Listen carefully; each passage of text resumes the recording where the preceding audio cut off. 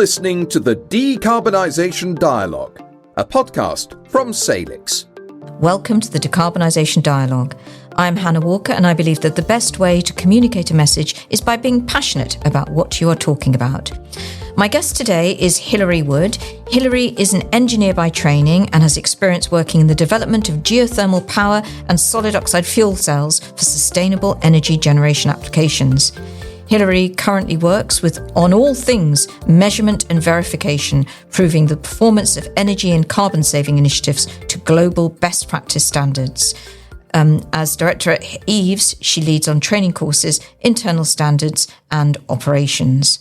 Also, as one of the first cohorts of professionals in the UK to qualify as a CMVP, and I will be hearing more about that, in 2009, Hilary is an expert in the field of measurement and verification, writing the MVA manual for DEC's electricity demand reduction pilot, developing technical schedules for Scottish Government's non-domestic energy efficiency framework, and providing training for clients across all sectors. Hilary has certified as a performance measurement and verification expert, and new advanced MMV qualification now being offered by EVO, the owners of the IPMV. And I know we're going to try and avoid all the acronyms, and I'm sure Hilary's going to go on and explain this. But basically, you're one of a handful of people in the world qualified to deliver this specific type of training, which we're going to talk about. Hilary, welcome today. Thank you. Now, Hilary, can you tell us a little bit about your career? Because, as I've said, you're an engineer by training. And what first sparked your interest in engineering and sustainable energy? I've really always been interested in how things work. And, even as a child, I had this annoying habit of taking things apart to try and see what was inside and understand what made them work. And luckily for me, my dad is an electrical engineer. And so he would come along and put them back together again. I sort of had an understanding of what engineering was in the background. I think my interest in sustainable energy came from, earlier conversations with family about climate change and the need to look after the environment. And one of my most sort of formative memories is visiting the Centre for Alternative Technology in Mid Wales. So it's not too far from Aberystwyth, where we would go every summer and stay with my grandparents. And part of those holidays was the annual visit to the CAT, the Centre for Alternative Technology. They were really ahead of their time, sort of showcasing ideas around renewable energy, resource use and sustainable living long before this kind of made its way into the mainstream consciousness. And I think, seeing that as a young person made a really big impression on me. It sort of planted the seed that I wanted to be part of the solution, and engineering as a way of making that happen. So that I then went on to study engineering at university, and that led to a couple of opportunities in sort of sustainable energy generation before I then sort of found my way into energy efficiency and then measurement and verification. So it was then in 2011 that a colleague and I set up EEVS to sort of provide independent measurement and verification for the energy efficiency decarbonisation sector. Really with the aim of trying to support the industry by making sure that if we've got a successful project, you can properly recognise and value it, and ultimately that helps to drive greater confidence and wider uptake. And that's what we've been doing since, really. So it really does go way back to those childhood visits to your grandparents. It's always fascinating to hear where the inspiration starts. Now let's talk about, because you've already started to talk about measurement and verification, what it means, because I know it's all about transparency and it's about providing clear evidence of energy and carbon reductions. But let's explain it very simply, because it's what is, for people who don't know, can you explain exactly what MMV, measurement and verification, involves? I know it's something about the process of quantifying energy savings resulting from these energy efficiency measures, which people are installing and implementing in buildings. And I know there's quite a structured approach, but is there a simple way of explaining it? And is it a problem that perhaps it seems quite complicated in terms of communicating? Yeah, absolutely. So I suppose I try to explain it as we're checking whether an energy or carbon saving project really did what it was supposed to do. So you can measure before a change and you can measure after a change, and you can verify the difference. So the tricky part, or where the complexity comes into it, is that we're trying to quantify something that doesn't exist. So the saving, as it were, that's the energy or carbon you would have used if you hadn't changed anything. And so that means that our before and after comparison, there's a bit of nuance to it. It's not quite as simple as the simple direct comparison of consumption before and after the change. So that usually means that we've got to do some calculations. So, for example, we might have to adjust for things like weather or occupancy, and we might at some point have to make some reasonable assumptions. And I suppose, all of those choices can influence the result. And that's why there's a good role for sort of an independent in that space, because, what we're aiming to do is give us a, transparent and credible assessment that savings are real and, real as opposed to noise. And I suppose, that's what we feel is really essential for our sort of net zero journeys, because we want to know what genuinely cuts carbon. Hence, we need measurement and verification in order to do that, because otherwise, we risk spending time and money on things that don't really deliver. But with it, we can scale solutions that work, etc., and build our sort of evidence and trust base. And when you established EEVS, and I know that we've done some work with you on carbon monitoring in our own teams at Salix, was there a gap? I mean, what started? What kind of sparked that? Yeah, really good question. So it was a bit of serendipity, really, that I ended up making a transition from sustainable energy generation into energy efficiency.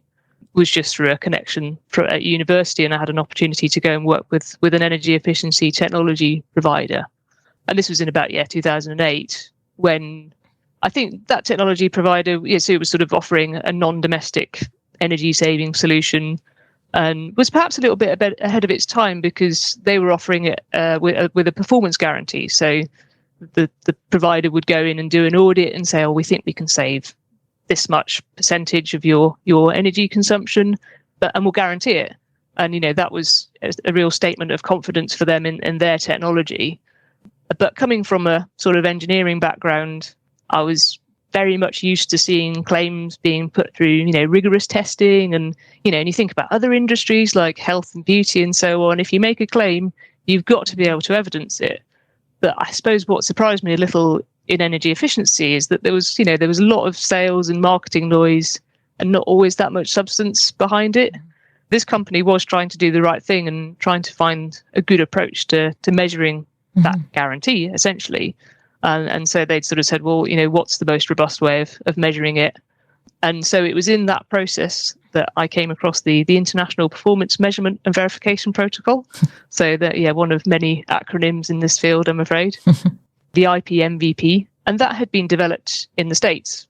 And around that time, 2008, was just beginning to gain a bit of traction outside of the States, so in the UK and a bit in the rest of Europe and Australia particularly. And so, we got ourselves a copy of the protocol and had a read through, and just immediately thought, well, this is best practice. It's pretty, clear in what it's saying. What are the steps that we should take and when in trying to measure an energy saving.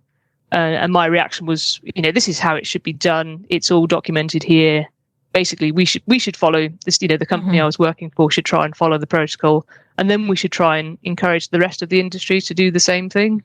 It was also around that time that some of the very early public sector procurement frameworks for energy performance contracting, so i.e. sort of guaranteed energy saving schemes, sort of early versions of the refit framework, were becoming available, and they kind of referenced the protocol as well as being the means to measure the guarantee. So we had a little bit of a following wind in terms of trying to get uptake and basically trying to improve the standard of the performance claim so that you can get a bit closer to that. If we say something, then we've got some evidence for it. And it is it's this having access to this very robust data and also that shared understanding about why it's important. Now, you mentioned net zero, and we're talking very much about climate change and climate crisis today. How do you see this measurement and verification helping the UK reach its net zero goals? I suppose ultimately because it shows us which actions genuinely cut carbon, because it's aiming to give us that sort of transparent and credible assessment. If we don't do any measurement, we end up spending the sort of time and money on things that don't work, but we don't know. And so, you sort of reiterate that cycle and don't really drive the industry forward. Or, in the worst case, you kind of build mistrust because you get suppliers who promise one thing, install something that, may or may not be what they said they would, or may not achieve what they thought. But without being able to measure it properly, you just sort of don't know the answer.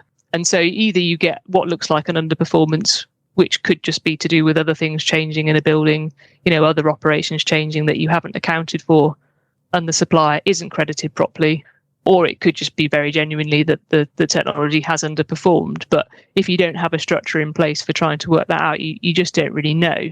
Conversely, when you do have good measurement and verification in place, and I suppose, it's worth adding that involves sort of communication between all of the parties that are involved in a project. So it shouldn't just sit with a supplier whilst they kind of know what's being installed, and they need to have a good understanding of the building's energy data and build baselines, etc. It's also like the end user that's got some responsibility in sort of checking that the method looks sensible, and sort of sense checking whether other things are going to change, because that might have an effect on what you're measuring. Can you give us an example, Hilary, of a project where good measurement has actually made a big difference? Yeah, absolutely. So I guess probably two examples where two things that we see quite a lot, probably like in slightly generic terms, but the first example is when something's working, you really want to know that it works. So quite often we get clients that are piloting something, either that's a new technology or it's a new way of operating, new controls, etc. And they want some verification that then gives them the confidence to roll it out across their whole estate. And so we've worked on some really interesting pilots in sort of the corporate and retail estates that take, say 2 or 3 buildings, make some improvements, upgrades, or as I say, like controls. From the projects, we get some good results, and that's resulted in them doing these projects across hundreds and hundreds of buildings. And that's really sort of great to see, because you've been able to sort of build an evidence base for the business case. And it's not to say that you would stop then measuring at that point, because you can still measure the benefit of the rollout, because we might expect results to be different from one building to another. And we can use that feedback about the results to make improvements. But I suppose it's a win for everyone, because you've got the supplier who can prove their solution, and then you've got the end user who can scale it based on genuine evidence. And then I suppose the second example that we come across, which may not seem quite so positive, but actually I think is positive, is where something doesn't work as expected, and you've identified that because you've got a good process in place. It's important to point out that it's not always about, if we've measured an underperformance, it's not always about sort of pointing fingers at whose fault it is. It's actually, trying to understand why. So if you've got a good supplier and you've got a good collaborative approach, what the evidence does is helps us work out what's going on. So does something need tweaking, or do we need to install additional measures in order to make up the expected saving? Or actually, do we just need to do some more testing? And I suppose the point of all of that is that we've got good data turning a disappointing result into an opportunity to fix the issue rather than a failed project. And of course, as well as this, tracking the progress towards the goals, because we've all got goals in terms of, certainly in terms of climate change and those measures that we need to get to net zero. But of course, it does enable informed policy making as well, doesn't it? And so we've got the transparency, the accountability, moving towards those goals, and then obviously driving innovation. But also, presumably, it can all work to support international agreements like the Paris Agreement. I mean, all this is all part of the big picture, isn't it? Yep, absolutely. Yeah, now, exactly. Let's talk about training for a moment, because you lead training for others in this field. Can I ask you what you enjoy about that training? And is there one lesson you always try and get across to people who are learning about energy performance? Yeah, because you sort of mentioned at the beginning in your intro, there's a couple of professional qualifications out there. And at EEVS, we also run some training for people who are completely new to measurement and verification. And I think what I enjoy most is helping people get a deeper understanding of something that seems quite complicated, or they feel like to begin with they don't understand it. And statistics, I think, falls into that category of being confusing. We don't really like stats and can be quite tricky to get your head around. But there's often like a light bulb moment in the course when we actually get some of our own data and we do some exercises with it, and people just sort of try and have a go, try out some different assumptions and see how those different assumptions might change the outcome. And so you kind of learn a bit about sort of sensitivity of these different things and, how that might change your result. And yeah, the kind of learning by doing, really. I think that's Yes. probably what I've learned in terms of what's the easiest way to teach people. It's to get them doing it themselves and hopefully identifying that it's not quite as complicated as they thought it was. The lessons probably, be willing to experiment a bit, get some of your own data and maybe question your assumptions. I suppose we get some really interesting examples where an end user has changed quite a lot of things but can't actually see the result in the data that they're looking for, and there might be quite an unexpected result there in terms of not having the impact that you thought. Perhaps there are some interactive effects that mean that you haven't seen the saving, or it could be explained by something else, like it was a much colder winter and so we would have thought that the consumption would go up anyway. What changes, Hilary, have you seen in how organisations think about energy efficiency over the years? There's, I think, a real shift in focus from energy efficiency, what I might describe as pure energy efficiency projects, to just a much broader and more complex push on decarbonisation. So it's no longer just we're going to replace our equipment with more efficient equipment. So, LED lighting has been incredibly successful and really effective for a lot of organisations. But that's quite a straightforward thing in the grand scheme of things to implement and understand the savings.